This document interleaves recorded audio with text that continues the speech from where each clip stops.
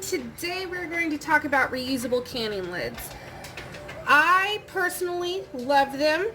I was also very intimidated by them in the beginning. So today I'm going to give you the lowdown on them.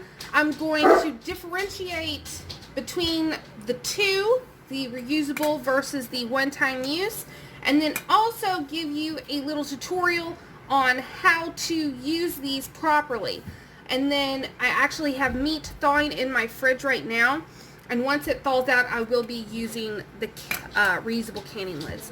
Now, I've used them before on my channel. Like I said, I've had them and I love them, but I just bought more. It's been a long time coming. I bought I think I bought 2 packs a couple years ago, and I just never bought more even though I loved them, because I bought a small amount to test out.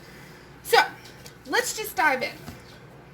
Why would you want a reusable canning lid when these are, at least they were, fairly easy to come by and fairly inexpensive? Well, first off, these are one-time use. I'll say it again, one-time use. You'll see people that say you can use these more than once. That is not their purpose. They are to be canned with one time and then done. Now, if you want to repurpose these, you can use them for your dehydrated food that you're sealing in jars. You can use them for freezer food that you're putting in jars. I also, when I make big batches of soup that I want to eat on for my lunches, I portion them out in pint-sized jars and use the lids I've already canned with. So as long as they aren't ruined whenever you open up a jar, you can reuse them for those purposes. Just don't can with it again. And yes, they were easy to come by and they were fairly cheap, but the price keeps going up on them, and they're getting harder to find because more people are wanting to can given the current state of things. This, however, is the reusable canning lid. Now, it comes in 2 pieces instead of 1. So you have your lid and then you have your gasket. Now, the gasket is good for, they say, around 10 canning sessions. And then they say at that point it can continue to be used until it's either dry rotting or there's a nick in it or something that's compromising this, because this is what's sealing on your jar. This, oh, and then you can buy replacements for it, just the gasket. This is your lid. It is good indefinitely unless it has some sort of crack or nick or something that's going to compromise its sealing onto your jar. You can just keep on using that. So they're really a great investment if you take care of them. So this is technically 10 of these, 10 plus. So one of these equals a pack of these almost. So if that's not a good price point, I don't know what is. But they kind of get a bad rap because people will try to use the reusable canning lid like the one-time use, and they are not the same. There is, people say learning curve. I don't even want to say learning curve. You just, quite honestly, you just need to read the instructions. But a lot of people don't read the instructions. And then there's tutorials out there that really make this seem intimidating. When I first started seeing them being used, when I first started canning, I was like, oh my goodness, that's terrifying, the thought of doing all that work and then needing to recan it because it doesn't seal, or it gets all over your canner inside because you didn't put it on tight enough, or you put it on too tight. And I have a super easy way to get these to seal properly and to get the perfect amount of closure on your lid without it being too much or too loose. So I will show you that. But people don't do it right, and then they have failures, and then they get on social media, tell their friends, whatever, and say, oh, they don't work, they're horrible, don't like them at all. And it goes down the line, and then they get a bad rap. But they really are excellent. And the seals, The seal lasts every bit as long as this. So if you're worried about that, don't. Just don't. Because it's wonderful. So, the price points on these. I already have the math done and ready because that's the reason that a lot of people are on the fence. First they hear the horror stories and then the price point. So these lids are around, I did an average between the off-brand and Ball. I know there's other brands out there. I'm just giving a little average for one of my stores because they vary in price by stores as well. So I just did $287 for a 12 pack of one-time use metal pop top lids. That averages about 24 cents per lid. The reusable canning lids for a pack of 50 is $34, and that's actually for either brand. There's two brands that I'm aware of. There's the Tadler and there's Harvest Guard. I have both. The red ones, these red ones are Harvest Guard, and then my older ones are the Tadlers. But anyway, and I apologize in advance if ever during a canning session I call this a Tadler lid, because that's how a lot of people know a reusable canning lid. It's a Tadler lid. That's actually just the brand name. This is a reusable canning lid, and this is Harvest Guard. But anyway, these for $34 you can get 50 of them, and they have different size amounts for different prices. I think 100 is $68, right?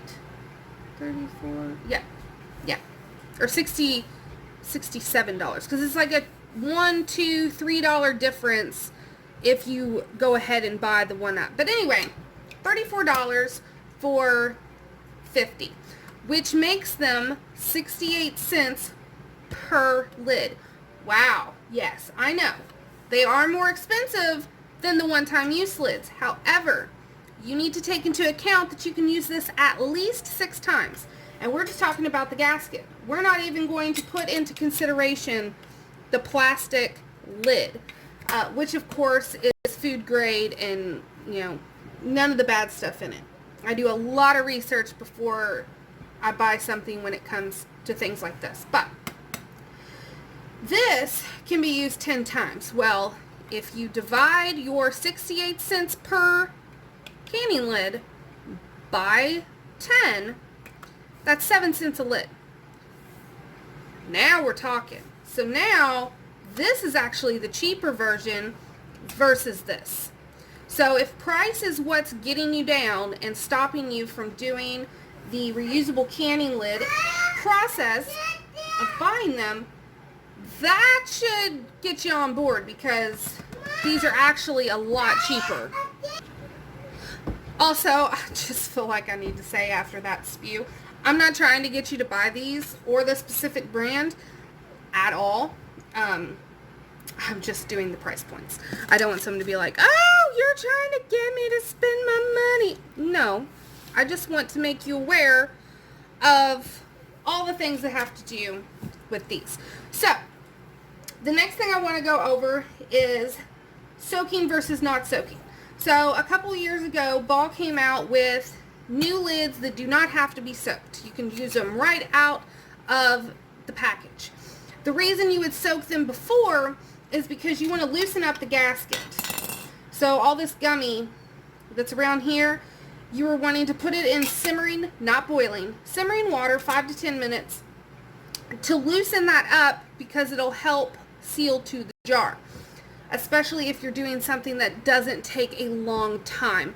If you're canning meat or beans where it's going to be in there for 75 to 90 minutes at 250 degrees Fahrenheit, it's going to seal. But if you're doing something for 5 minutes in your water bath canner, that's not a lot of time for that to heat up. So that's why they wanted you to soak them first in simmering water. These, however, must be soaked. Now, I always soak mine. even if I'm using the new ones just because it's out of habit from where I've been doing it for so long.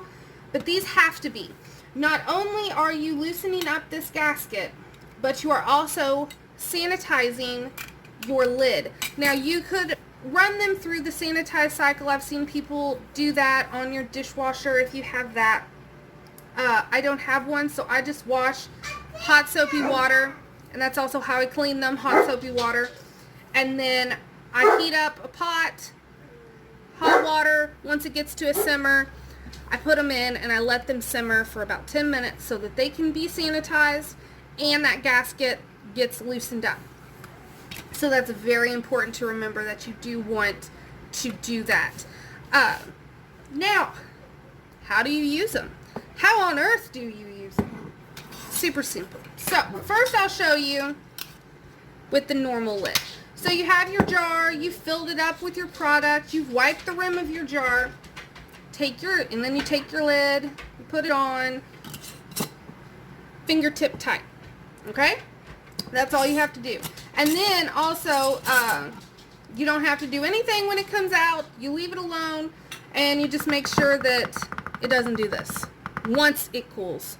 I mean, once it cools down, this will pop down, you'll hear it pop, and you'll be like, oh yay, my stuff's done. With the reusable canning lid. So you've soaked it, you've wiped the rim, you put it on just like your other. Make sure that it's centered just like your other. Take your ring.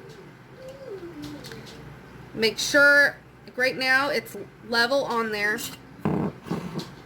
Done. So, I'll do that one more time. Put your lid on. Put your ring on. This hand is not touching the jar. Done. Obviously, it won't do that whenever there's product in it. But that's it. That's how tight you want it. Turn it until the jar starts moving with you. And that's how tight you want it. No tighter. And then it goes in your canner, does its thing in the canner. When it comes out, set it down and fingertip tight. Let it rest. That's all there is to it. So, turn, done. And then when it comes out of the canner, fingertip tight. And that's just going to make it to where while it's in the canner, it's loose enough to where it can get its airflow, because it does fluctuate while it's inside the canner. That's a lot of heat. And then once it's out, you push it down by making it fingertip tight, and it seals itself to the jar. Also, these will not pop. So you hear the classic pop whenever these come out of the canner and start sealing. These will not pop. You will see it suck down a little bit. Not a lot, because they already have that indentation. But you do see where it's like sucked down just a little more. Because sometimes when they get really hot, they'll kind of not be sucked down as much, if that makes sense. So, but it doesn't make a sound. And then once it's all cool, just like a normal one, you take your rings off, because we don't store with our lids. Wash your jar normally, and then you'll be able to pick it up by the lid, just like you would one of these. And as long as it stays sealed, you're good. To open them, do not use one of these. They have an actual, and I'm going to say it's a Tadler lid opener, but it's a reusable canning lid opener. But you can buy them, I think they're $5, $3 or $5, but it's plastic. It essentially looks like this, but it's plastic, so it doesn't harm your lid or your gasket. But my way to do it is right here. Not the sharp end, but right here. You put it right under where the gasket is and pop it open.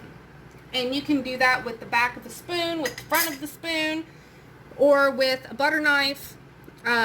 Someone, I can't think of the channel, she just has enough pressure to where she can pop it off with her finger. However you can get it without harming, your main thing is you don't want to harm the plastic and you don't want to harm your gasket. They are an investment. Very good investment, but an investment. So, that is all I have for you today.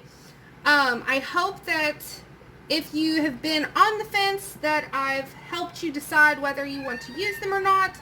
Like I said, the next canning video I do, I will be using these exclusively.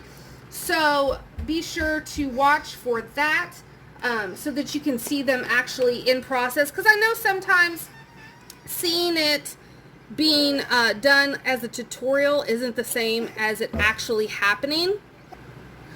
I just wanted to do this particular video first for people that just wanted a breakdown of the differences between the two, cost, and stuff.